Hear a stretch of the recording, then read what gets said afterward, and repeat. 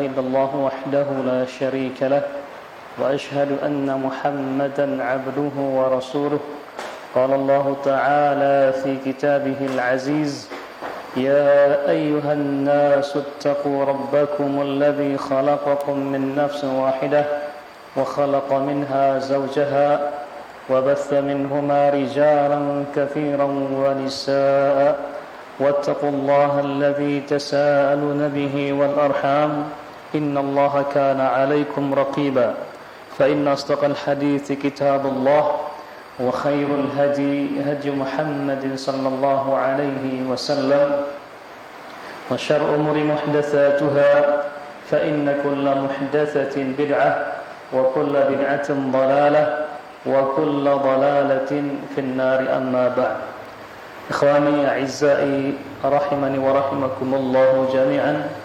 Tentunya selaku hamba Allah Subhanahu wa taala yang beriman kepadanya, sudah seharusnya kita melantunkan syukur pujian kita kepada Allah Subhanahu wa taala, karena tiada kata yang indah melainkan syukur kita kepadanya.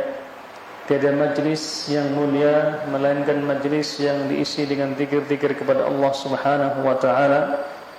Tiada waktu yang berharga melainkan waktu yang diiringi dengan ketaatan kepada Allah Subhanahu wa taala. Kemudian selawat dan salam semoga senantiasa tercurahkan kepada Nabi kita Muhammad sallallahu alaihi wasallam beserta keluarganya, sahabat-sahabatnya serta orang-orang yang senantiasa menjalankan tuntunannya.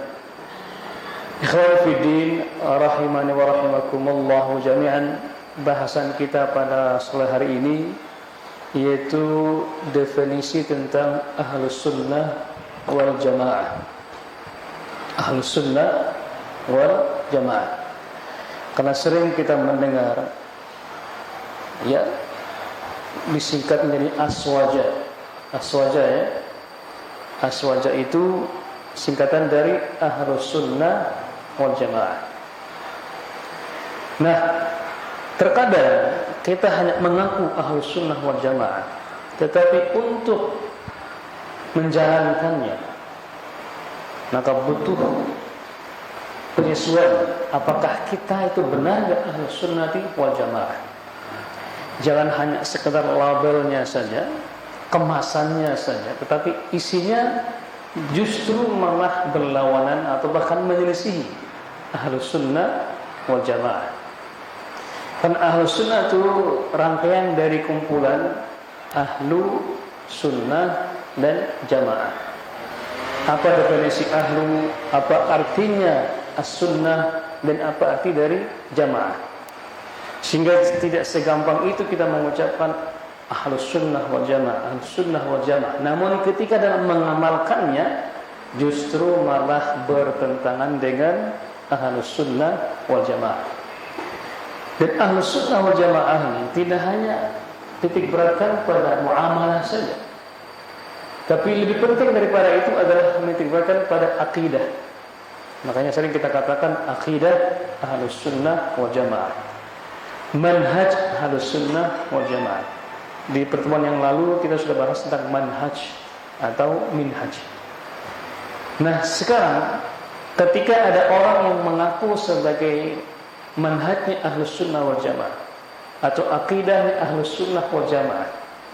Nah sekarang mari kita cocokkan, apakah fazal akidah Ahlus Sunnah cocok nggak dengan aslinya itu? Aslinya, karena pembawanya itu siapa pembawanya? Siapa pembawanya? Siapa? Nabi kita Muhammad sallallahu alaihi wasallam. Makanya dalam hadis nanti yang kita bahas atau pernah kita bahas sebelum, alaikum bisunnati, ayo kepada kalian semuanya ikuti sunnahku dan sunnahnya khulafa ar-rasyidun. Kemudian juga istilah jamaah pernah kita bahas sebelumnya juga. Kenapa? Karena istilah-istilah ini terus dipakai tapi bukan pada tempatnya. Bukan pada tempatnya.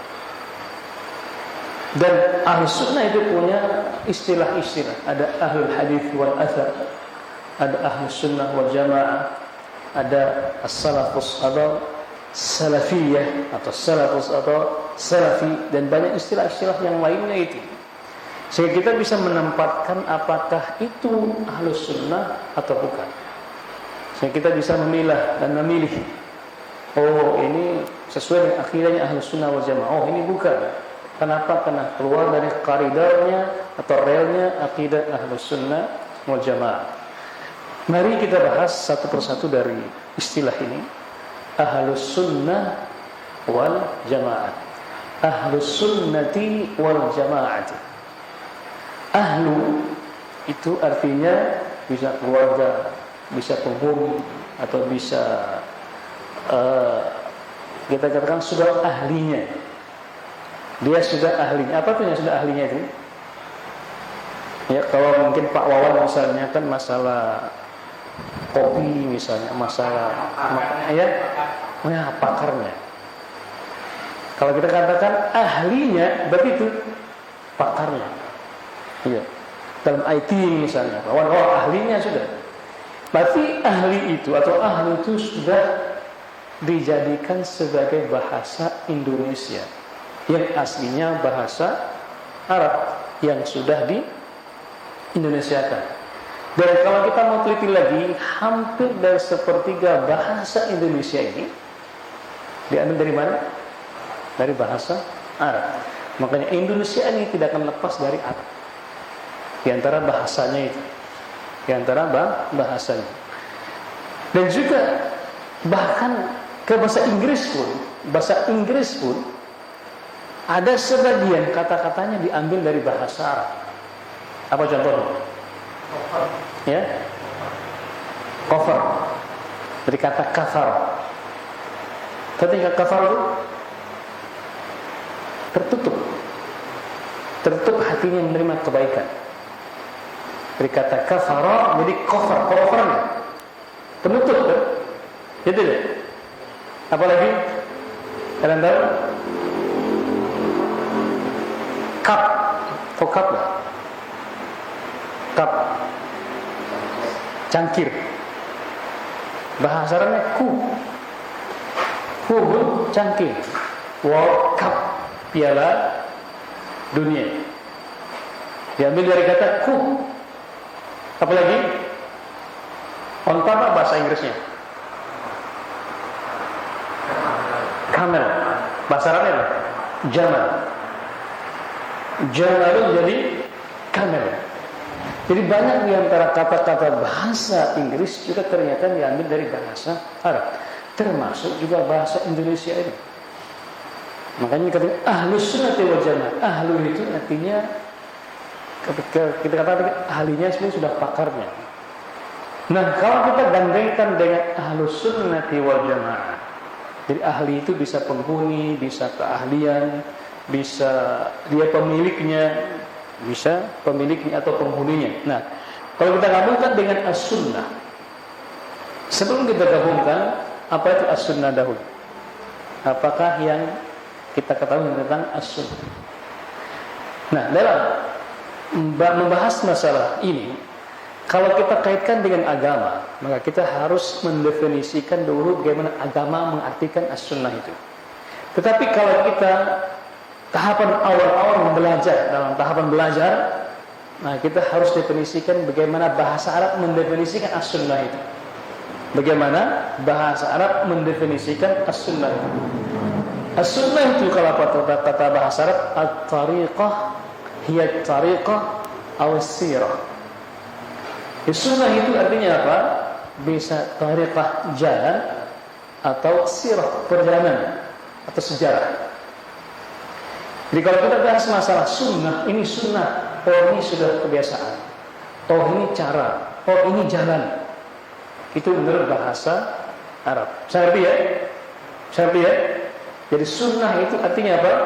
Secara bahasa Arab, jalan, sejarah, perjalanan atau kebiasaan. Itu yang dikatakan sunnah. Baik itu kebiasaan buruk ataupun kebiasaan baik. Makanya Nabi SAW bersabda dalam hadisnya, dalam hadis Imam riwayatkan oleh Imam Muslim, apa kata Nabi SAW?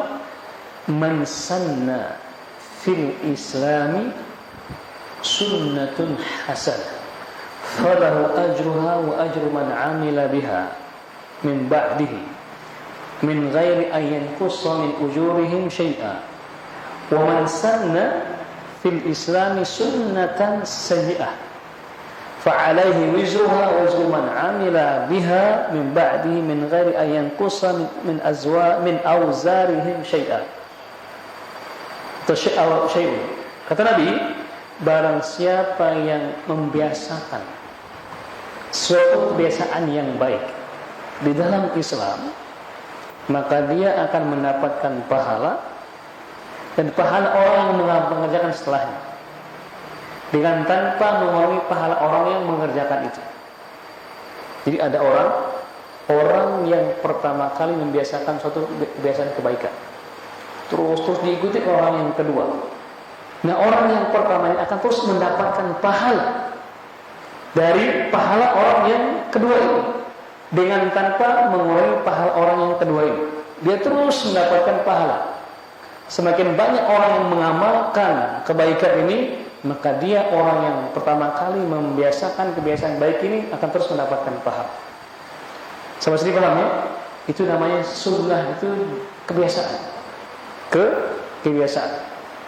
Ketika ada orang yang membiasakan, nah, di antara definisi sunnah di sini, ahya, menghidupkan sunnah. Artinya sudah ada kebiasaan itu, terus hilang. Nah, ada orang yang menghidupkan sunnah itu, maka jazakallahu khairan. Nah, orang yang menghidupkan juga ini juga mendapatkan pahala.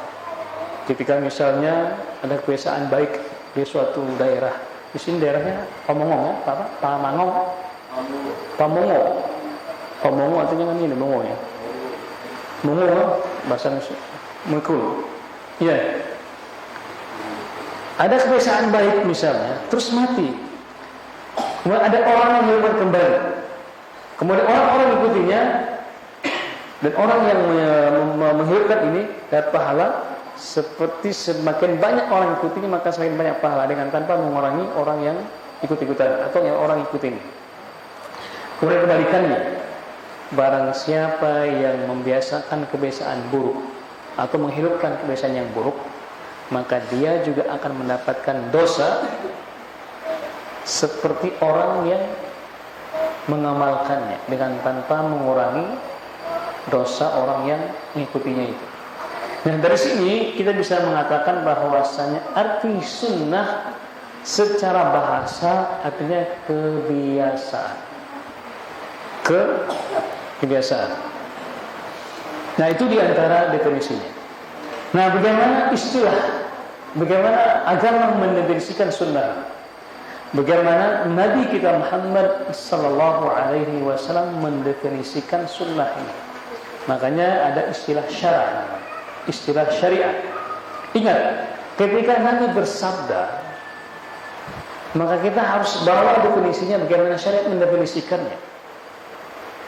Tapi dalam hal belajar, sekarang kan kita belajar nih, maka ada tahapan kita definisikan bahasa dahulu, baru nanti syariatnya.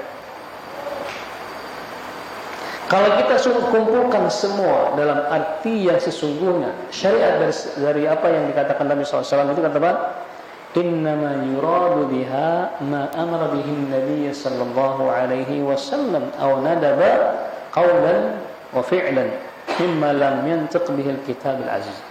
Yang dimaksud dengan sunnah dalam istilah syariat itu apa?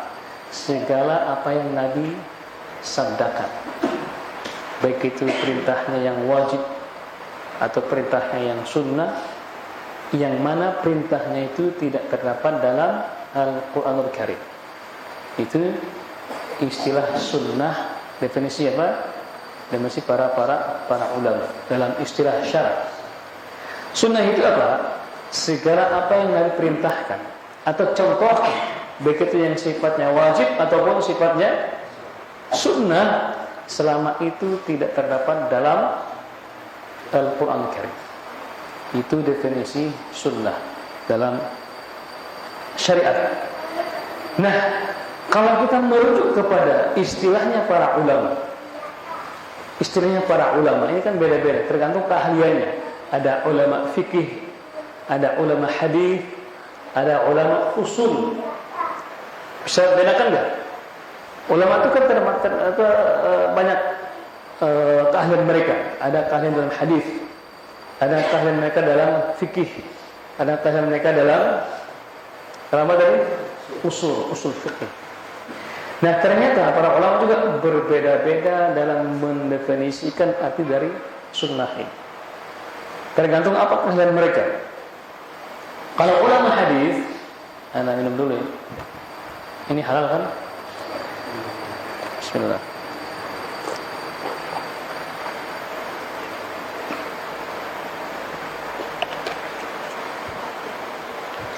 Kalau ulama hadis, mereka menitik beratkan kepada bahwasannya sunnah itu sebagai sumber hukum Islam. Sunnah itu sebagai sumber hukum Islam. Makanya kalau kita merujuk kepada ada hukum Islam, ada sumber hukum Islam. Kalau hukum Islam ada berapa? Hukum Islam ada berapa? Ada berapa hukum Islam? Hah? Berapa?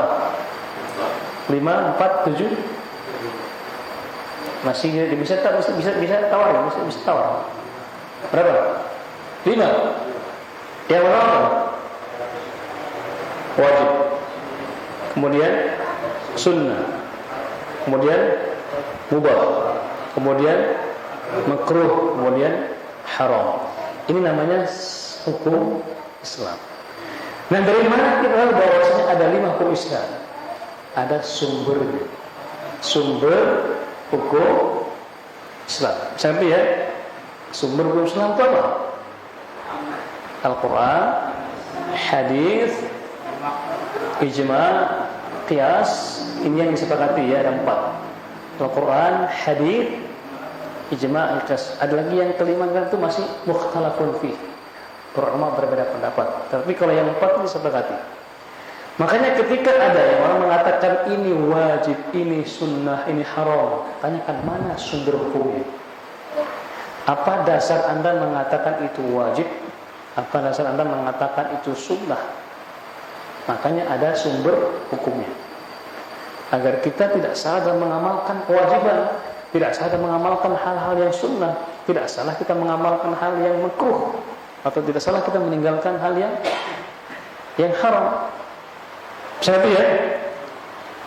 Jadi sunnah itu menurut para ulama hadis bahwasanya dikatakan kullu ma sudira an Nabi sallallahu alaihi wasallam min qaulin aw fi'lin aw taqrin aw sifatin khalqiyyah aw khuluqiyyah sawa'an qabla al-bi'tsah aw ba'daha.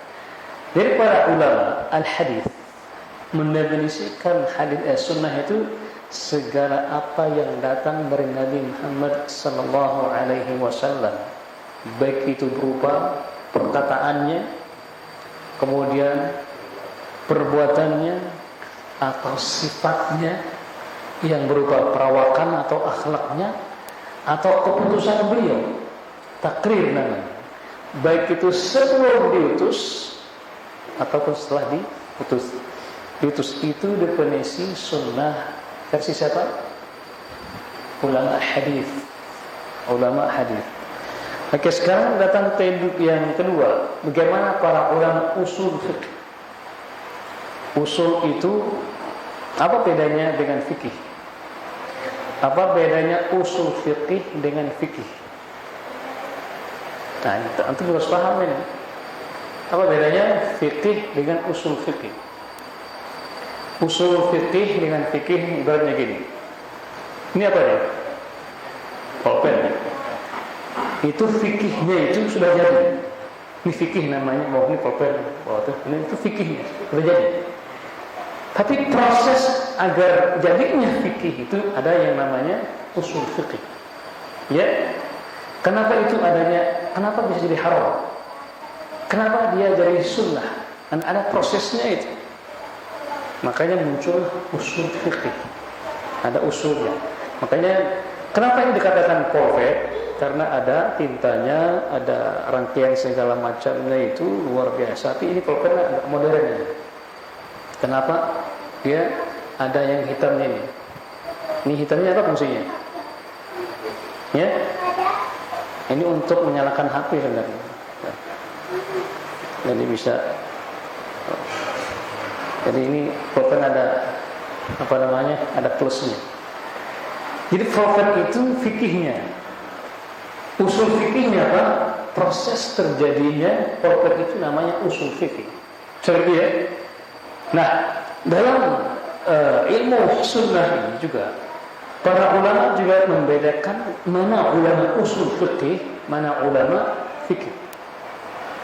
Nah, usul fikih itu cenderung merangkai kata-kata, ibaratnya ya mendekati para filsafat, tapi bukan filsafat, tapi banyak ulama usul fikih itu cenderung ke filsafat, bermain dan merangkai kata-kata. Makanya banyak ulama usul fikih itu terjerumus dalam hal-hal yang berbau beraroma filsafat. Banyak yang menyelenceng dari akidah yang sebenarnya. Kenapa? Karena mereka bermain kata-kata. Tapi kalau akidahnya benar, kemudian pelajari usul fikih, itu sangat bagus kan. Ulama usul ini luar biasa. Pondasinya kuat. Ketika dia belajar usul fikih, maka sangat bagus sekali. Alhamdulillah sekarang ada banyak. Jadi ulama usul fikih apa? Menitik beratkan bahwasannya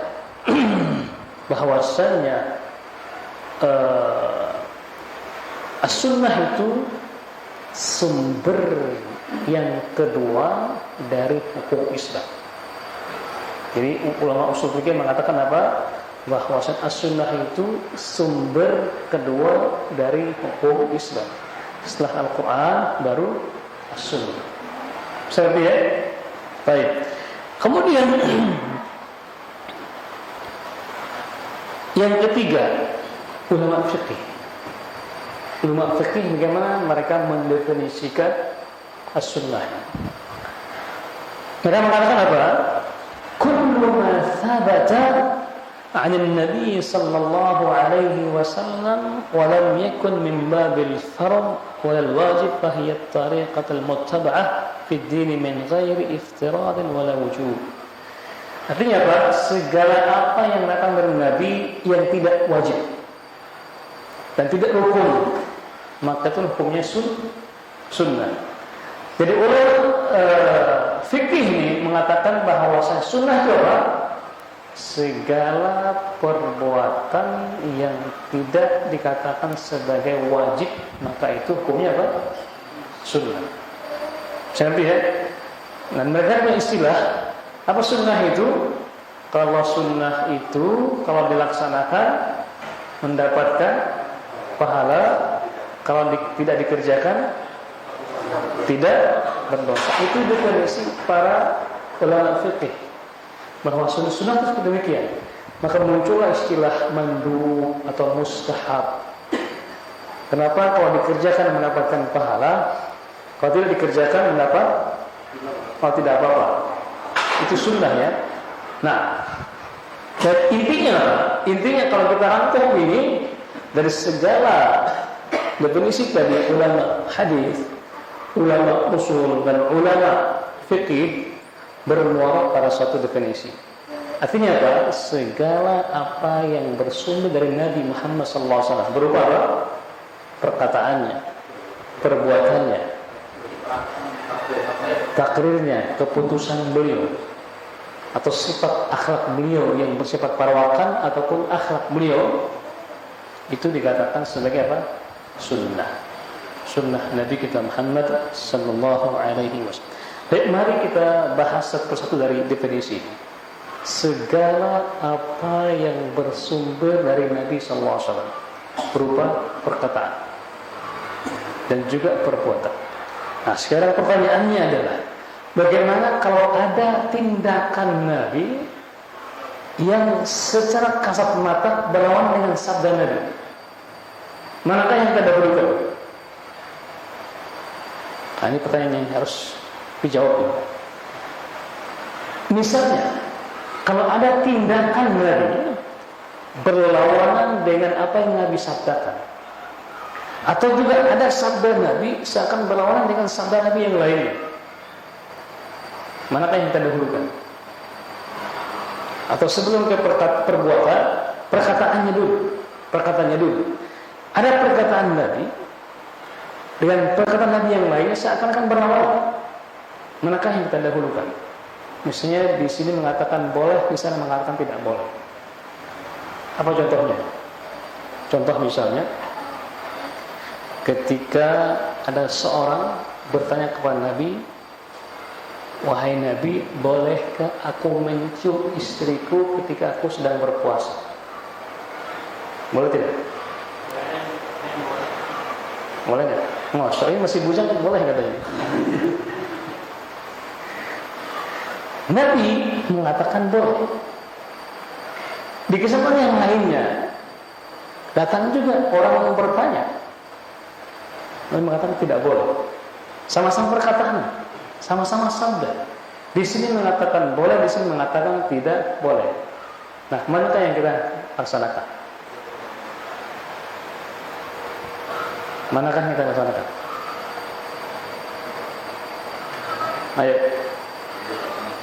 biar sama-sama disenangi kan? Nabi mengatakan boleh, Nabi mengatakan tidak boleh. Terus gimana cara mengumpulkannya, menggabungkannya? Iya. Masya Allah, ini masih bujang luar biasa semangatnya.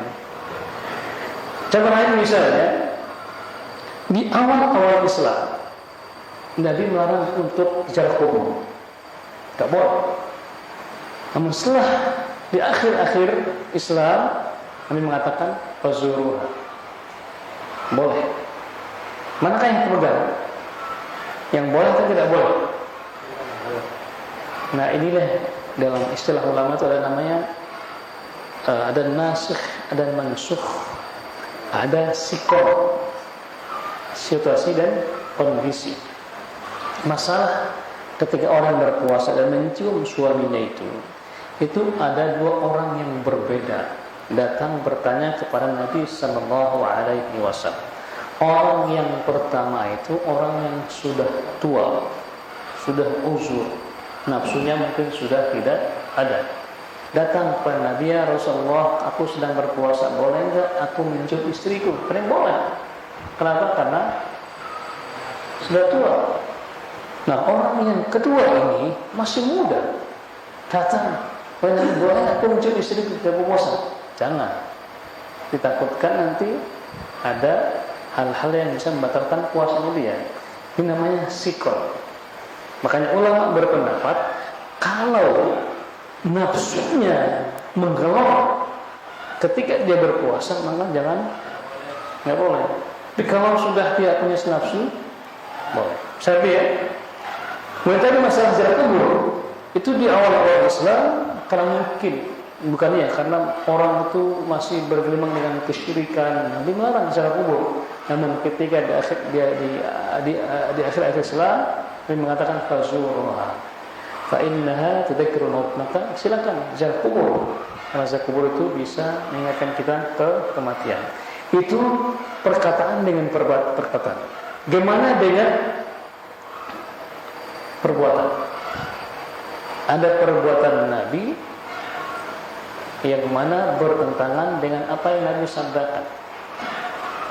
Ya, Nabi bersabda itu, Nabi SAW bersabda, banyak sabda Nabi.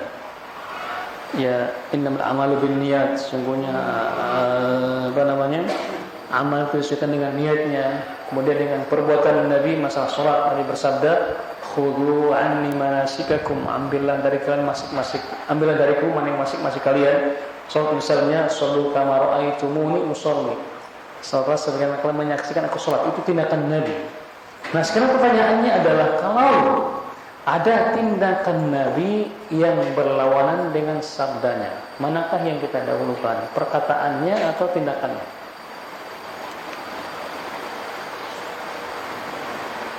Tindakannya, perbuatannya, tindakannya atau perkataannya? Manakah yang kita dahulukan? Ada yang tahu? biar kita tidak salah. Oh, ini sunnah Nabi ini. Tapi mana yang harus kita dahulukan dulu? Ingat, yang kita dahulukan itu adalah perkataan. Perkataan. Kenapa Allah Subhanahu wa taala berfirman, "Wa ma yantiqu 'anil hawa in huwa illa wahyun yuha." Tidaklah Nabi itu berucap dengan hawa nafsunya, melainkan apa? Wahyu yang Allah sampaikan kepada Nabi kita Muhammad sallallahu alaihi wasallam. Terus bagaimana dengan tindakan beliau? Nah, tindakan beliau itu di dalam diri Nabi itu ada 3 yang harus kita ketahui. Ada yang sifatnya khusus, ada yang sifatnya pribadi, dan ada yang sifatnya umum. Artinya umatnya boleh dan harus mengikuti apa yang Nabi laksanakan. Apa yang sifatnya khusus? Seperti menikahi wanita lebih dari 4. Maksimal umatnya berapa? Kira-kira 4. Berapa sekarang istrinya? Belum ya? Masya Allah. Umatnya maksimal 4. Tapi Nabi berapa? Boleh 5. Boleh lebih daripada 4. Kenapa? Allah berfirman, khalisatan laka min dunil mu'minin. Itu khusus buat kamu wahai Muhammad, dan tidak boleh dilaksanakan oleh umatnya, oleh kaum muslimin.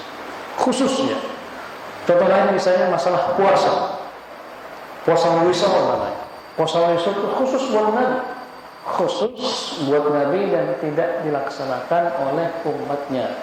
Puasa wisal itu puasa yang berkesinambungan. Hanya makan sahur terus nyambung lagi. Kenapa Nabi bersabda, "Fa innallaha ta'amani wa saqani." Kan Allah memberikan aku makan dan minum. Nah, kalau kita siapa nggak makan minum? Nah, nggak ada, makanya harus ada buka puasa, ada sahur. Nabi tidak. Itu khusus buat Nabi. Jangan karena dia mengatakan, "Oh, aku ingin puasa wisol," katanya. Seperti puasa Nabi. Ingat, itu khusus buat Nabi. Saya ngerti ya? Tentu ya, antara baik. Itu khusus buat Nabi. Ada lagi tindakan Nabi yang sifatnya pribadi. Beliau sebagai manusia ya. Iya ya. Sebagai manusia tentu punya hal-hal yang sifatnya pribadi, seperti hobi misal. Antum punya hobi kan? Punya hobi kan? Sama nggak hobi antum dengan yang lainnya? Beda-beda kan? Apakah kita harus punya hobi sama? Tidak. Termasuk juga Nabi sendiri punya hobi. Dan tidak harus kita ini harus persis sama dengan hobi Nabi. Enggak harus. Kenapa? Karena itu sifatnya apa? Pribadi. Saya lihat dalam hal makanan misalnya. Hobi, Nabi punya hobi makan. Kalau makan daging itu beliau sukanya daging yang di tulang hastanya, dirah, kikilnya, baik itu tangan ataupun kaki. Hobi Nabi. Dan tidak ada kewajiban bagi kita harus makan kikil kan? Ya enggak? Tidak ada harusan kita harus makan kikil seperti Nabi. Nabi karena hidup di tanah padang pasir, makanannya kurma. Ada nggak kewajiban kita harus makan kurma setiap hari? Enggak ada. Tapi kalau yang sifat ibadah, kita harus ikuti lagi. Tapi kalau sifat pribadi, nggak harus. Beliau tiap harinya kalau nggak makan bubur, minum madu ataupun yang lainnya, itu sifat pribadi Nabi SAW. Termasuk juga dalam hal berpakaian. Termasuk dalam hal berpakaian. Ini sangat betul ya. Nabi itu diutus di mana? Diutus di bangsa Arab. Bahasanya bahasa Arab. Pakaiannya bagaimana bangsa Arab berpakaian. Bisa ngerti ya? Pertanyaannya adalah, ada enggak keharusan kita berpakaian seperti bangsa Arab?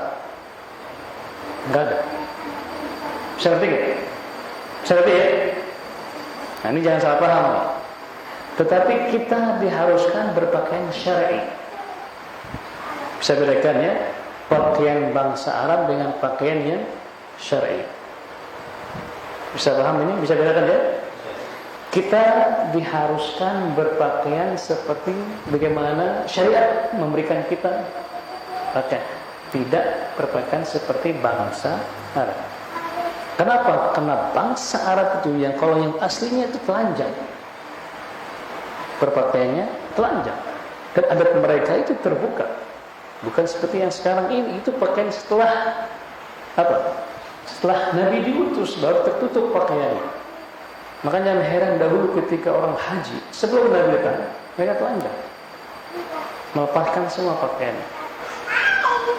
Jadi pakaian adat bangsa Arab itu berbeda-beda, tergantung dari mana mereka, tergantung dari kaum-kaumnya. Makanya kita diwajibkan berpakaian yang syar'i, bukan berpakaian seperti bangsa Arab. Dan syar'i itu memenuhi 6 kriteria. Apa yang pertama? Pakaian yang syar'i itu apa? Pertama, menutupi aurat. Yang pertama. Yang kedua, bahannya harus tebal. Bahannya harus tebal. Tidak boleh tipis, lagi transparan. Kemudian yang ketiga harus longgar, tidak boleh ketat. Ya, jangan sudah tipis ketat lagi, waduh, bahaya tuh. Kena hujan lagi, waduh. Jangan bayangin, jangan dibayangin. Jangan dihayalkan. Jadi tutup aurat, tebal, kemudian longgar. Yang keempat, bahannya harus bahan yang mubah. Bahannya itu harus bahan yang mubah, tidak boleh bahan-bahan yang haram seperti sutra ataupun yang lain. Yang kelima, stylenya itu, modinya itu harus tidak boleh menyerupai siapa? Orang kafir. Pakaiannya, stylenya. Ya. Yang keenam, warnanya tidak boleh mencolok. Warnanya tidak boleh mencolok. Sudah syuhra namanya. Pakaian yang syuhra itu berbeda dengan yang lainnya. Ada bisa ulang nggak? Ada bisa ulang nggak? 6 tadi. Yang tebal orang. Yang kedua, bahan tebal. Yang ketiga, longgar. Yang keempat, bahan yang mubah. Yang kelima, iya, stylenya itu tidak ikut-ikutan menyerupai orang kafir. Kenapa Nabi bersabda, "Man tashabbaha biqaumin fahuwa minhum." Barang siapa yang menyerupai satu kaum, maka dia termasuk dari mereka. Yang keenam apa? Oh iya, warnanya, modelnya tidak boleh mencolok. Artinya mencolok apa? Mengundang perhatian orang lain. Ada yang berbeda dari yang lainnya. Ya, berbeda dari yang lainnya. Tapi ketika modelnya beda, kan banyak sekarang tuh model-model pakaian yang aneh-aneh, kan? Aneh-aneh, pakaiannya aneh, itu tidak boleh. Kenapa? Karena menyelisih pakaian kebanyakan. Saya ngerti ya, 6 syarat. Itulah yang Nabi ajarkan kepada kita, berpakaian yang syar'i, bukan berpakaian seperti kayak Arab, Afrika, Indonesia, enggak. Selama pakaiannya syar'i silakan. Mau pakai batik, mau pakai jubah, pakai apa saja silakan. Yang penting pakaiannya syar'i. Paham ya? Ya, jadi biar kita enggak fanatik gitu dengan pakaian. Oh, ini enggak syar'i ini. Kenapa? Karena tidak sesuai dengan pakaian Nabi. Ya, atau tidak sesuai dengan pakaian bangsa Arab, tidak. Kita tidak ada kewajiban melaksanakan berpakaian seperti bangsa Arab, tidak, tapi kita diwajibkan berpakaian seperti seorang muslim yang berpakaian. Paham ya? Nah, jadi Nabi karena diutus di bangsa Arab, maka beliau berpakaian seperti bagaimana bangsa Arab berpakaian, dan kita tidak ada kewajiban berpakaian seperti bangsa Arab. Seperti ya? Itu yang sifatnya pribadi. Nah, yang ketiga, Nabi itu ada yang sifatnya ibadah. Puasa, sholat, zakat, haji. Maka kewajiban kita harus seperti Nabi, ibadah kita, sholat kita, puasa kita, segala yang berkaitan dengan ibadah, maka kita harus melaksanakannya bagaimana Nabi melaksanakannya. Bukankah Allah berfirman, "Wa ma ataakum ar-rasul fakhudhuhu wa ma nahakum anhu fantahu." Segala apa yang ada pada Nabi maka laksanakanlah. Dan segala apa yang ditinggalkan, maka tinggal. Nah, itulah konsep kita sebagai seorang nabi, sebagai umat Nabi Muhammad SAW. Beribadah sebagaimana Nabi beribadah. Seperti ya. Nah, tadi ada perkataan, ada perbuatan dengan 4 unsur tadi itu. Kemudian ada sifat-sifat Nabi. Ada sifat-sifat Nabi, baik itu berupa perawakan Nabi, rambutnya, kemudian juga tubuhnya, itu masya Allah sangat-sangat sempurna sekali. Dan akhlak beliau yang sangat-sangat mulia, akhlak jujurnya, tawadhu'nya, dan segala macam itu kita harus ikuti Nabi Sallallahu Alaihi Wasallam. Kemudian yang berikut yang terakhir ada yang katanya yang bersifat takrir atau keputusan Nabi. Keputusan Nabi itu seperti apa? Seperti makam bob. Bob itu. Bob itu kadal burung. Kadal burung. Itu warnanya kuning, ekornya seperti buaya, tubuhnya seperti biawak, campuran, dan dia hanya makan tumbuh-tumbuhan yang ada di padang pasir. Ya, ketika di perang Khaybar atau Khandaq Allah Ta'ala, ketika para sahabat memakan bob itu, Nabi disuguhkan makan itu, Nabi menolaknya. Innahu lam yakun ala ahdi qaumi, umatku di Mekah itu, orang-orang Mekah enggak biasa makan begitu. Karena Nabi berasal dari kota Mekah, dan orang Mekah enggak makan itu, dan Nabi tidak memakannya. Tapi Nabi tidak melarang itu. Nabi tidak melarang jangan makan, dan Nabi juga tidak menyuruh mereka untuk makan. Nabi mendiamkannya. Itulah yang dikatakan sebagai takrir, keputusan Nabi Sallallahu Alaihi Wasallam. Atau disebut takrir itu ada kejadian di zaman Nabi ketika wahyu sedang turun-turun, Nabi tidak melarang dan Nabi tidak menyuruh. Apa contohnya? Azal. Tahu azal enggak? Tahu azal enggak? Azal itu ketika suami berhubungan, air cairannya, maninya tidak di dalam tapi di luar. Kata orang sekarang apa itu? KB alami namanya. Ya, KB alami. Itu kata Jabir bin Abdullah, kunna na'ziru wal Qur'an yanzil. Kami dahulu melaksanakan azal, artinya berhubungan tapi tidak di dalam, tapi di luar.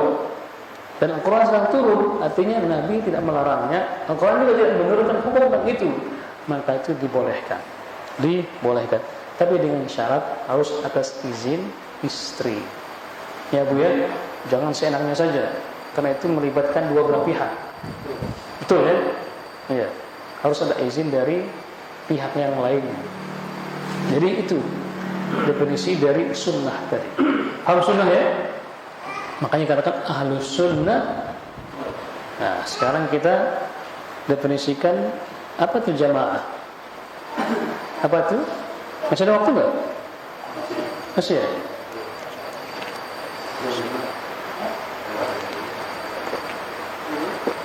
Masih jam 8 ya? Jam 8 kurang. Mana yang sahih ini? Wah, ini mana yang hoax nih?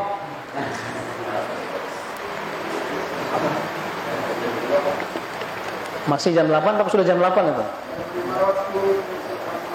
Masih ada waktu ya? Baik, ya kita sedikit saja. Sebelum kita masuk ke as-sunnah itu, al-jamaah. Jadi kata-kata as-sunnah itu sering digunakan oleh para ulama untuk berhadapan, misalnya ketika berhadapan orang-orang Syiah. Ini ahlus sunnah, ini Rafidhah. Ahlus sunnah itu orang yang ya akidahnya akidah benar. Syiah atau Rafidhah itu akidahnya beda lagi. Dan juga kata-kata as-sunnah itu sering berhadapan dengan bid'ah. Ini sunnah, ini bid'ah. Dan dulu itu ahlus sunnah, ini ahlul bid'ah. Apa bid'ah itu? Nah, ini jangan kita lagi fobia dengan bid'ah. Bid'ah itu Nabi yang memberikan kata demikian. Ya, alaikum bisunnati wa Masa itu wa iyyakum wa iyyakum wa muhdatsatil umur fa inna kulla muhdatsatin bid'ah. Itu Nabi yang memberikan istilah, bukan kita mengada-ngada. Nah, kita mengikuti Nabi sallallahu alaihi wasallam. Jadi istilah sunnah itu ada yang umum, universal, ada yang khusus. Ya. Kalau yang umum itu apa? Kalau sunnah itu apa yang dilaksanakan Nabi Muhammad SAW, baik itu perkataannya, perbuatannya, itu yang tadi kita jelaskan. Nah, kalau yang sifatnya khusus, ya, kita sering katakan ada masjid sunnah, ada kajian sunnah, ya, ya kan? Kajian sunnah, gimana dia? Sunnah enggak? Alhamdulillah dia sunnah. Nah, itu definisinya khusus atau umum? Tadinya khusus atau umum? Khusus. Kenapa di antara definisi sunnah khusus itu ketika berhadapan dengan bid'ah? Makanya kata ahlus sunnati wal jamaah, artinya akidahnya benar. Yang di sana ahlul bid'ah wal jamaah, ada juga ya. Ahlus sunnati wal jamaah, ada ahlul bid'ah wal khurafat wal jamaah. Nah, kalau kita mendefinisikannya dengan khusus, maka sering berhadapan dengan bid'ah ataupun yang lainnya, atau berhadapan dengan firqah atau golongan-golongan yang agama ulama menyesatkan mereka, atau kajian-kajian, gimana kajiannya, kajian sunnah. Kenapa banyak yang mensalahkan arti dari as-sunnah ini? Apa kata mereka? Kalau ada kajian sunnah berarti ada kajian wajib, katanya. Ada kajian wajib, ada kajian makruh, ada kajian haram, ya kan gitu.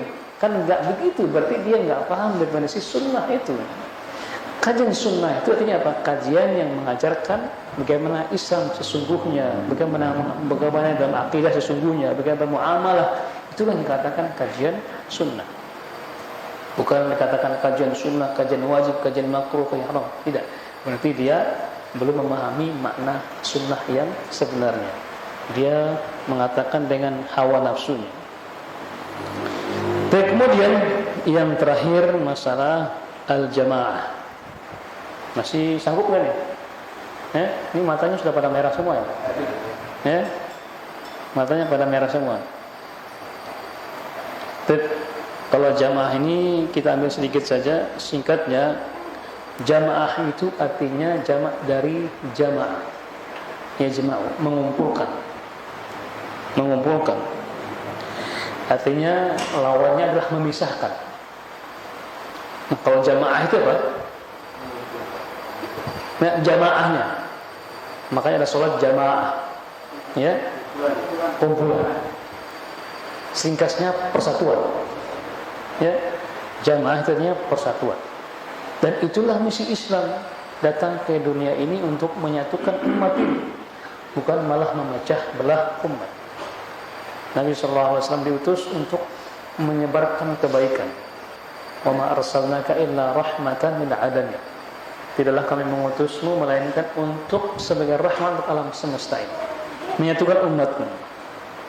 Ini kalau kita katakan jamaah, maka lawan katanya apa? Jamaah apa lawan katanya? Al-furqah atau al-firqah. Furqah atau firqah, perpecahan. Ya, lawan katanya perpecahan. Dan kalau kita lebih khususkan lagi, kalau kita dikatakan sebagai jamaah, terkadang itu dikembalikan kepada para sahabat, tabi'in, dan juga atba'ut tabi'in, dan orang-orang ikuti mereka dengan baik. Makanya dikatakan ahlus sunnati wal jamaah itu orang yang ikuti para sahabat, tabi'in, dan juga atba'ut tabi'in dengan baik, dan melaksanakan agama ini dengan bagaimana mereka melaksanakan. Siapa mereka itu? Sahabat, tabi'in, dan juga atba'ut tabi'in. Dan kata jamaah ini sudah pernah Nabi SAW sampaikan dalam hadisnya ketika Nabi sallallahu alaihi wasallam bahwasanya satafariqu hadhil ummah, bahwasanya umat ini akan terpecah belah menjadi berapa golongan? 73 golongan. Kulluhum fin nari illa wahid. Semuanya masuk neraka kecuali satu. Para sahabat bertanya, "Man hum ya Rasulullah?" Siapakah mereka? Nabi tidak menjawab dengan warna pakaian. Tidak. Nabi tidak menjawab dengan warna pecinya. Tidak. Nabi tidak menyebutkan apa bendera mereka. Tetapi Nabi menyebutkan apa? Sifat mereka. Ma ana alaihi wa ashabi. Sebab itu humul jamaah. Mereka adalah jamaah. Nah, para sahabat yang lain bertanya, man humul jamaah? Siapa jamaah itu? Ma ana alaihi wa ashabi. Selama mereka itu melaksanakan sunnahku dan sunnah-sunnah sahabat-sahabatku. Itulah yang dikatakan sebagai jamaah. Makanya para ulama menggabungkan ahlus sunnati wal jamaah, di mana mereka melaksanakan sunnah Nabi dan juga sunnahnya para sahabat, tabi'in dan atba'in dan orang-orang ikuti mereka. Itulah yang dikatakan ahlus sunnah wal jamaah. Ini diantara definisi yang terdapat dalam kitab ini. Intinya apa? Kalau kita ingin mendefinisikan ahlus sunnah wal jamaah, ini ringkasannya. Kalau kita ingin membedakan apakah mereka ahlus sunnah atau bukan, ini perbedaan. Ini ya 4. Tolong dicatat baik-baik 4. Yang pertama, kriteria ahlus sunnah wal jamaah itu 4. Yang pertama apa? Al-iqtida bir-rasul wa sahabatul kiram. Mereka senantiasa mengedepankan, mencontohi Nabi SAW dan para sahabat-sahabat. Itu kriteria pertama. Kriteria ahlus sunnah wal jamaah. Tidak mengedepankan tradisi, tidak mengedepankan akal, tidak mengedepankan perasaan. Nah, terkadang ketika orang menilai suatu hukum, menurut akal saya begini, perasaan saya kayaknya tidak begitu. Tidak. Kalau kita bicara masalah agama, saya akan kedepankan Al-Quran dan juga itu ciri-cirinya. Mereka selalu mengedepankan sunnah Nabi dan juga melaksanakan sunnah-sunnah para sahabat. Kemudian ciri-ciri yang kedua, al-ijtima' al-haqq alladhi dalla alaihi al-kitab wa sunnah. Selalu sepakat dalam kebenaran yang mana Al-Quran dan As-Sunnah menjadi ketetapan buat mereka. Sepakat dalam apa? Dalam kebenaran. Yang mana apa maksudnya? Di mana orang sudah sepakati bahwa itu haram misalnya, tiba-tiba dia berbeda sendiri. Itu ciri-ciri ternyata dia akidahnya sudah, manhajnya sudah melenceng. Sebagai contoh misal, musik, semua orang sepakat haram. Imam Abu Hanifah, Imam Malik, Imam Syafi'i, Imam Ahmad, semua haram. Ada yang mengatakan boleh, ada yang mengatakan itu boleh. Gue udah masuk bahan. Imam 4 mengatakan haram, dia sendiri mengatakan apa? Boleh. Berarti dia sudah melenceng dari akidahnya atau manhajnya ahlus sunnah wal jamaah. Kenapa? Karena 4 mazhab ulama ini mereka berdalil dengan Al-Quran As-Sunnah dan mereka sepakat. Dia berbeda sendiri, maka itu dikatakan sebagai apa? Orang yang melenceng dari akidah ahlus sunnah wal jamaah. Kemudian ciri-ciri yang ketiga, selalu mengajak kepada umat ini untuk taat kepada pemerintah. Selalu mengajak kepada umat muslim ini untuk taat kepada pemerintah yang sah, dan memberikan peringatan kepada umat ini untuk tidak melawan pemerintah atau khulul dari ketaatan pemerintah yang sah. Satu ya, itu ciri-ciri akidah ahlus sunnah wal jamaah. Selalu mereka mengatakan sami'na wa ata'na. Selama perintahnya tidak bermaksiat kepada Allah dan Rasul. Kalau ada perintahnya, bermaksud Rasulnya, hanya sampai tahapan tidak mentaatinya saja, tidak mengumbar aibnya, tidak berdemo, bahkan tidak mengkudeta. Itu bukan ciri-ciri Ahlus Sunnah wal Jamaah. Paham ya?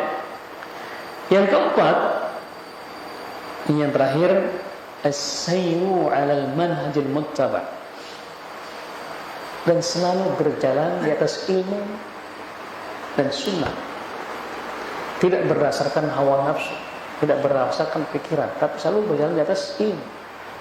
Dan ilmu itu apa? Apa yang difirmankan Allah, apa yang disabdakan Nabi, dan apa yang diucapkan oleh para sahabat, itulah ilmu itu. Mereka senantiasa berjalan di atas ilmu, bukan berdasarkan hawa nafsu. Pokoknya yang penting itu hawa nafsu namanya. Bukan berdasarkan yang penting pokoknya, tidak. Mereka senantiasa berjalan ketika mereka berfatwa, mengamalkan ilmu dan segala macamnya itu, ketika mendapatkan musibah, ujian, cobaan, selalu berdasarkan ilmu, selalu berdasarkan petunjuk dari Nabi kita Muhammad sallallahu alaihi wasallam. Apapun kondisinya, mau dalam keadaan tidak terfitnah atau keadaan fitnah pun, mereka tetap dalam kondisi, dalam koridor yang sama, tetap di atas manhaj salafus salih, di atas ilmu. Seperti ya. Kenapa? Karena untuk menguji seorang itu harus diuji. Untuk menguji keaslian sesuatu benar harus diuji kan. Antum ketika punya emas misalnya, ada emasnya, bagaimana caranya mengetahui bahwa itu emas asli itu palsu? Bagaimana caranya? Diuji kan? Diuji dulu, dipanasin dulu. Oh, baru ini emas yang asli terpisah, dia mana yang palsu, mana yang tidak. Ketika dia dipanaskan. Nah, begitu juga muslim itu, ketika akidahnya benar, diuji dengan ujian-ujian. Benar enggak dia ini akidahnya sahih? Diuji. Nah, ketika diuji itu kelihatan. Ketika mulai menghujat pemerintah, berarti ini sudah ketahuan deh, mulai menyimpang. Jadi dengan ujian maka muncullah keasliannya. Ya seperti orang Arab itu ketika menguji kayu gaharu, itu kayu gaharu enggak?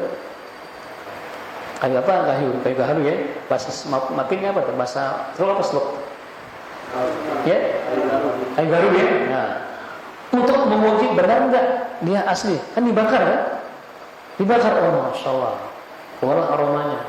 Nah begitu juga seorang itu dengan ujian akan terbukti akidahnya benar atau tidak. Makanya dalam orang yang akidahnya benar, apapun kondisinya tetap berjalan dalam ilmu, di atas ilmu syar'i. Wallahu ta'ala alam. Ini yang bisa kita sampaikan pada malam hari ini. Sore hari ini mudah-mudahan bermanfaat. Mudah-mudahan dengan adanya kajian ini kita bisa memahami manhaj atau aqidah Ahlus Sunnati wal Jamaah. Itu tadi 4 tadi itu. Kriterianya 4 tadi itu. Mudah-mudahan bermanfaat. Wallahu ta'ala. Mungkin sebelum kita akhiri ada yang bertanya? Fadhal. Nah. Assalamualaikum.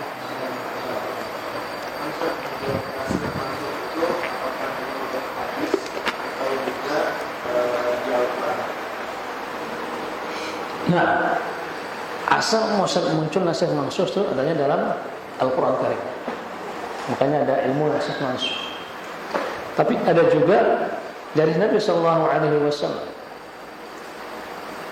Seperti Nabi sendiri yang bersabda, "Kuntu nahaitukum an zikrul qubur fazuruha fa innaha zikrul maut."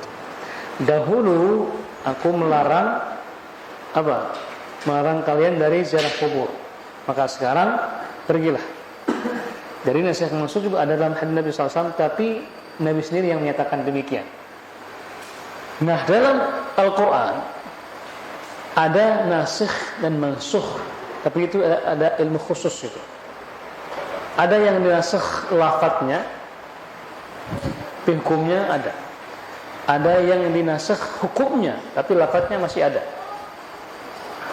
Bisa ngerti nggak? Nasikh itu artinya penghapus, mansukh itu yang dihapus. Ya, jadi ada ayat-ayat dalam Quran yang dimana yang dihapus hukumnya tapi lafadznya masih ada. Atau ada juga yang di nasikh itu lafadznya tapi hukumnya masih ada. Bisa ngerti nggak? Ya, ada yang dihapus hukumnya tapi lafadznya masih ada. Ada yang dihapus lafadznya tapi hukumnya masih ada. Makanya di surat Al-Baqarah itu Allah berfirman, "Ma nansakh min ayatin aw nunsiha na'ti bi khairin minha aw mithlah." Itu hukum asalnya dalam Al-Qur'an Karim. Ada nasikh dan ada mansukh. Tapi dalam hadis Nabi sallallahu alaihi wasallam tergantung, ada yang awal-awal Islam seperti tadi zar kubur tadi dan hal-hal yang lain. Oke, tapi ulama lebih menekankan kepada Al-Qur'an Karim tentang nasikh dan mansukh. Allahu taala a'lam.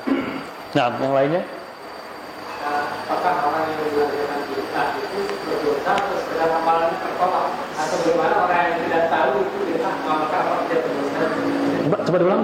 Apakah orang yang mengamalkan bid'ah itu berdosa atau sekedar amalannya tertolak, atau yang mengerjakan bid'ah yang tidak tahu apa berdosa juga?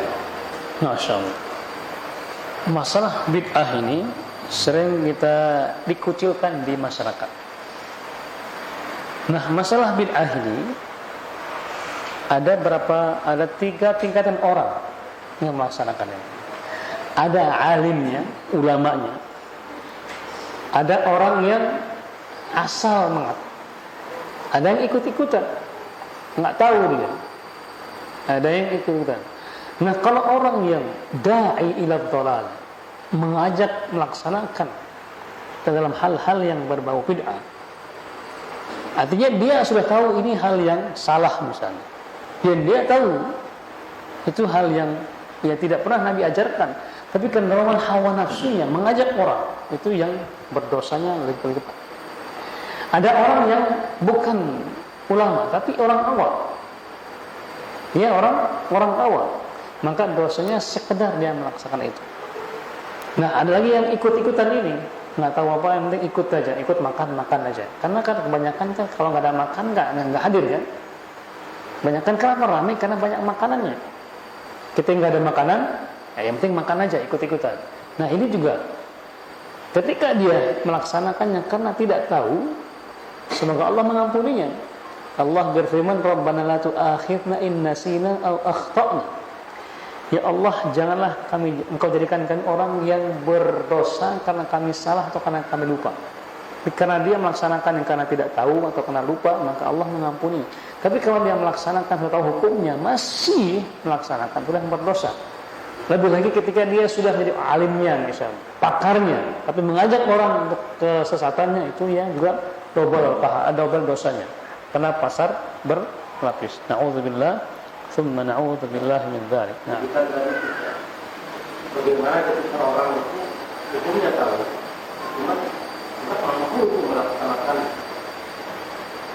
dalam hidup di tengah-tengah masyarakat yang begitu majmuk, tahu paham dia paham hukumnya tapi tak mampu melaksanakan.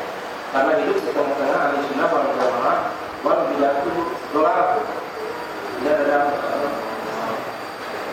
Nah, itulah ujiannya tadi. Jadi untuk membuktikan apakah benar enggak, maka diuji. Benar enggak? Maka itulah ujian sungguhnya, konsisten atau tidak. Karena ada orang yang seperti bunglon enggak? Atau seperti pramuka. Di sini senang, di sana senang, di mana-mana hatiku senang. Tahu nggak itu kan? Ya kan pramuka gitu kan? Sekarang masih ada nggak? Pramuka kan mau di pantai, mau di gunung, di pantai kan semua harus gitu. Itulah ujiannya. Itulah ujiannya itu. Ingat, dalam agama ini ada yang kita laksanakan, ada yang kita tinggalkan. Ada yang kita laksanakan, tinggalkan. Melaksanakan itu adalah perintah. Perintahnya apa? Maka kita melaksanakan sesuai dengan kemampuan kita, bukan semau kita. Sholat, zakat, puasa, haji, melaksanakannya sesuai dengan kemampuan kita. Tapi kalau larangan, meninggalkan, apa bedanya? Apa susah meninggalkan? Sebagai contoh misalnya, orang yang sudah kecanduan merokok, itu haram apa tidak? Ya telah hukumnya makruh misalnya kan. Apa itu makruh itu? Dibenci. Ada yang bertanya, Ustaz, bagaimana cara meninggalkan rokok? Yang nggak usah merokok kan? Kan begitu kan? Ya enggak? Kan ada orang terlalu tersiksa dengan pertanyaan sendiri. Ustaz, bagaimana cara meninggalkan rokok? Ya dan nggak usah merokok. Artinya, nah itu susah katanya. Susah meninggalkan rokok itu. Kenapa? Dorongan hawa nafsunya. Makanya orang yang mengamalkan atau meninggalkan, terkadang dia berhadapan dengan akalnya dan juga perasaan. Ya. Berhadapan dengan perasaannya apa? Wah, kalau saya tidak begini nanti begini. Dia berkecamuk dalam dirinya itu ada perasaan, ada akalnya itu bergejolak di otaknya dia. Nanti kalau saya begini, jangan gini. Sudah ada banyak konsekuensi dalam otaknya itu, sehingga dia pusingkan dengan otaknya sendiri. Atau perasaannya, wah nanti kalau saya begini, nanti dikira gini. Sehingga ujung-ujungnya dia melanggar hukum Allah atau malah meninggalkan larangan Allah atau meninggalkan perintah Allah Subhanahu wa taala. Kenapa? Dorongan perasaannya dan juga dorongan akalnya itu. Ya, terkadang kita berhadapan dengan perhatian sendiri. Wah, nggak enak sama tetangga, nggak enak sama ini itu. Dia bergejolak sendiri. Makanya kita itu kalau beragama mengikuti perasaan kita atau itu dalil. Itulah ujian sesungguhnya. Apakah kita yang bisa mewarnai atau kita yang diwarnai? Ya, itulah kita di mana kita berada. Cuma di sana ada istilah yang namanya hikmah dalam berdakwah. Hikmah dalam berdakwah. Nah, di sini butuh ilmu ini, butuh ketika antum sering ikut kajian, ketika antum paham, wah ini harus segera tidak. Seperti yang terjadi baru-baru ini kan viral, menendang sesajen misalnya. Ya, apa tujuan? Dakwah atau bukan? Dakwah atau bukan? Apa tujuannya? Kalau tujuan dakwah itu harus memenuhi 3 kriteria. Allah berfirman, "Ud'u ila sabil rabbika bil hikmati wal mau'izati hasanah wajadilhum billati hiya ahsan." Kalau antum niatnya berdakwah, maka harus memenuhi 3 tadi. Ud'u ila sabil bil hikmah. Berdakwalah dengan Allah dengan hikmah. Apa hikmah itu? Isabatul haqqi fil qauli wal amal. Harus benar perkataan dan perbuatannya. Itu hikmah. Nah, ketika dinang apa hikmahnya? Ada enggak situ? Enggak ada hikmahnya. Yang kedua, wal mau'izah hasanah. Ada mau'izah, ada tausiah, ada ceramah di situ dengan yang baik pula. Argumennya, dalilnya, segala macam ada. Nah, situ mana dalilnya? Enggak ada. Cuma mengatakan tidak boleh terus ditendang. Yang ketiga apa? Wajadilhum billati ahsan. Dan harus ada diskusi dengan yang baik. Nah, itu enggak ada 3-3 itu, maka itu bukan dakwah. Itu orang lagi ingin pamer, ingin viral. Ya, kalian ini dakwah, kenapa harus divideokan dan disebarkan? Tenang-tenang aja kan, nggak usah divideokan, nggak usah diviralkan. Satu ya. Nah, sama dengan tadi itu, ketika antum meninggalkan dan juga melaksanakan kemampuan kita, tinggalkan saja. Dan juga harus kita berhikmah dalam menyampaikan dakwah. Mungkin gitu, Pak Zul? Ya. Lanjutan gini bisa. Masya Allah. Ini kayak episode ini. Ini tentang pertanyaan tadi, lebih spesifik lagi, Ustaz. Ya. Baru-baru ini kan terjadi pengumuman di Lombok. Itu di Lombok ya, yang kadang-kadang yang daerahnya kurang sunnah, banyak bid'ah. Pertanyaannya begitu sih. Jadi ada pengumuman dari misalnya penguasa di situ bahwa yang tidak ikut misalnya, yang tidak ikut atau dia keluar berpikir orang mati, orang meninggal, maka akan di sweeping. Masya Allah. Itu kan perempuannya saya di video kan itu. Nah, kata saya kan ke situ. Bagaimana hubungan kita bisa di situ saat itu? Apakah misalnya ada orang mati kalau dia keluar misalnya akan di situ, maka akan ada pengungsian. Masya Allah. Pertanyaannya di situ. Itulah ujiannya sesungguhnya. Nabi SAW bersabda, Inna Allah idza ahabba 'abdan ibtalah.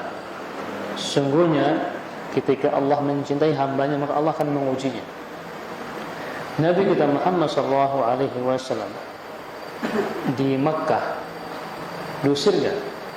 Diusir, dicaci maki, dihina dan segala macam ujian fisikis Nabi terima. Ujian fisikis apalagi? Udah lengkap ya, ujian fisik dan juga fisikis artinya. Nabi alami. Tapi Nabi tetap konsisten dalam menyampaikan dakwah. Apakah Nabi kalau seandainya matahari itu terbit dari barat dan tenggelam di timur, untuk menghentikan dakwah ini, maka aku tidak akan berhenti. Nah di sini butuh yang namanya sikap yang tidak mudarat buat kita dan orang lain. Pertama-tama, ketika dia mengatakan demikian mengatakan demikian ya. Ingat kita ini kan berada di negara hukum. Pertama, apakah dari segi hukum dibenarkan tidak itu? Ya, nggak dibenarkan. Kita hidup di negara Indonesia yang berketuhanan yang Maha Esa, artinya menerima segala macam bentuk agama dan juga pemahaman, betul tidak? Iya kan?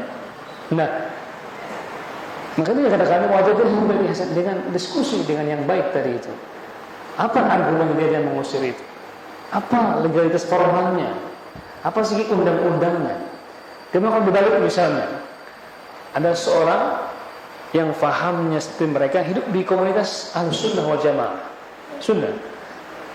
Bagi yang berzikir, kita usir dia. Terima enggak? Kan enggak dibenarkan juga kan? Misalnya dia berhidup di komunitas sunnah misalnya. Hanya dia yang tidak sunnah misalnya karena demikian. Terus ada seperti itu. Bagi orang tidak sunnah kita usir. Boleh tidak?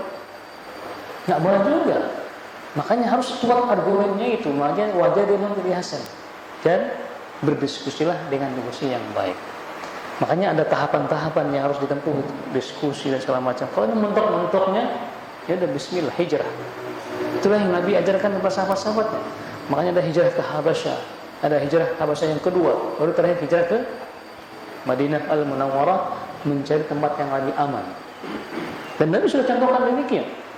Seperti ya, kalau memang di situ mungkin tidak aman, diusik terus, pindah saja. Dunia ini tidak seperti daun kelor, sempit, masih luas dunia ini. Masih luas. Mungkin bisa ketika dia bertahan, dia susah. Seperti Nabi kalau bertahan di Mekah, mungkin beliau malah. Makanya Nabi diperintahkan untuk hijrah ke Madinah, ke tempat yang lebih aman. Gitu ya. Dan juga sambil berdoa.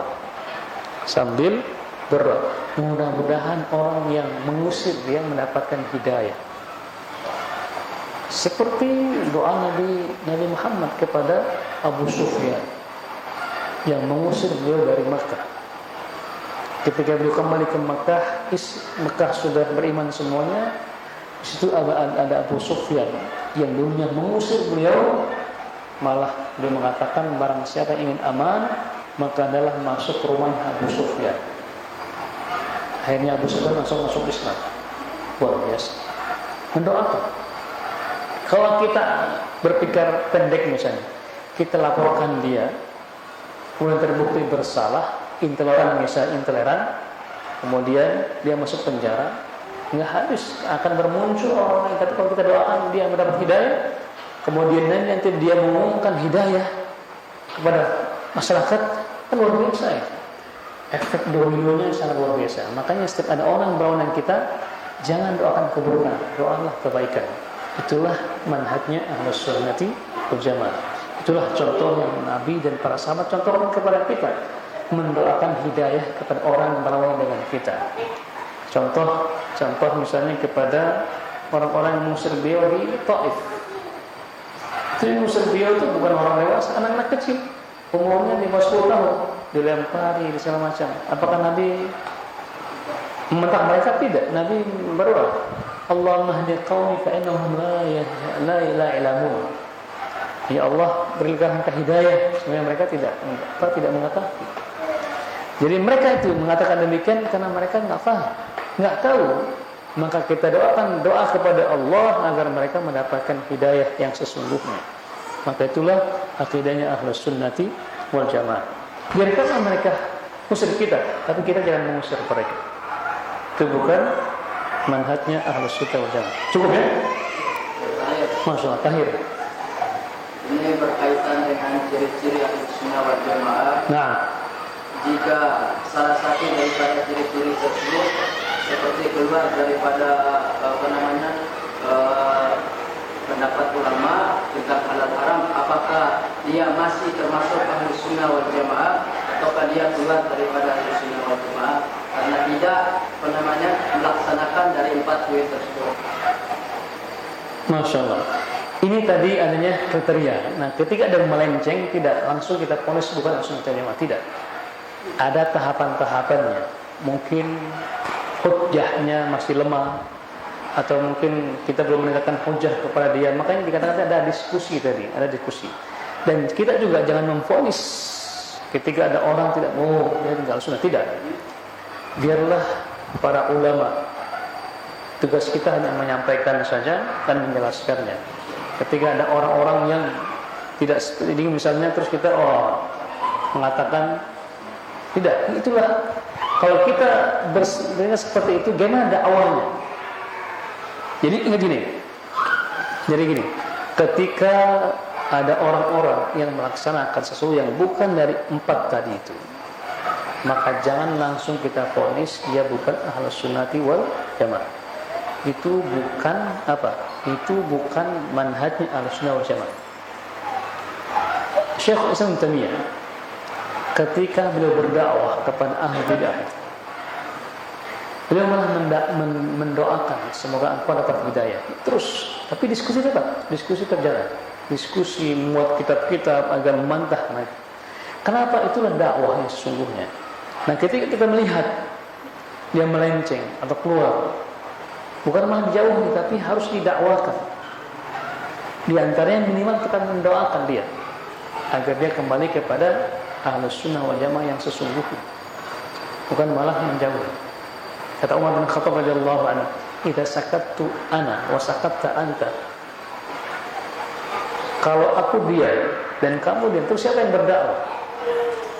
Makanya tugas kita ini menyampaikan semampu kita, bukan semau kita. Makanya betul hadis Nabi, "Balighu anni walau ayat." Sampaikanlah dariku walaupun 1 ayat. Di sini ada 3 hal yang harus kita pahami. Apa? Balighu, sampaikanlah. Kalau kita menyampaikan, terus apa yang kita sampaikan? Anni, harus dari Nabi SAW. Kalau itu yang kita sampaikan agama, harus dalilnya. Ini firman Allah, ini hadisnya. Jangan pokoknya seharusnya, tidak. Itu bukan dakwah namanya. Itu namanya memberi pemaksaan. Walau ayat, sesuai kemampuan kita.